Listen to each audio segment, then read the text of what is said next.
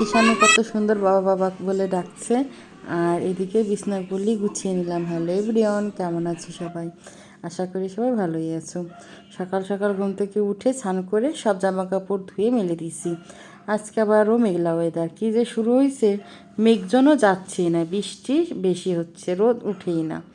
আর ভাবলাম আজকে রান্নাবান্না তেমন করবই না, ভাবছি রাত্রে নিমন্ত্রণ আছে। তা করলাম, কিষানুর বাবাকে রেডি হয়েছে, কাজে যাবে, এদিকে আমি বিছানার চাদর চুদর পেতে নিব, কারণ নতুন একটা পাতবো। আর কিষানুর বাবা কাজে যাবে, বললাম যে তুমি যাওয়ার আগে একটু চা বানাই দিই, চা খেয়ে যাও। তা চা বানাই দিলাম, বিস্কুট ছিল না, বিস্কুটও ঢেলে নিলাম। ও চলে গেল কাজে, আমি এসেছি বিছানার চাদর পাততে, যে পেতে নিছি এটা। আর সব বালিশ টালিশ পেতে নিব। এখন পাততে আইসি, কিষানু শুইতে আইসে, মানে ওকে দোল দাও এই অবস্থা। ও মাঝে মাঝে এক এক বায়না। তা এখন দুপুরবেলা রান্না করবো মশলা ভাত। অনেক দিন রান্না করা হয় না, ভাবছি দুপুরের জন্য শুধু মশলা ভাত করবো।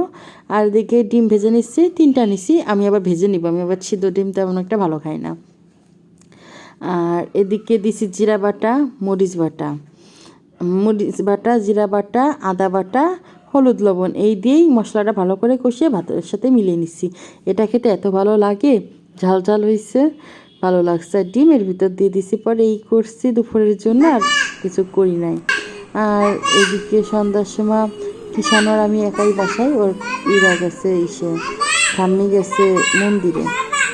আর এখানে কিষানু বাবার গান শুনতেছে আর বাবা বাবা করতেছে, শোনেন আপনারা একটু।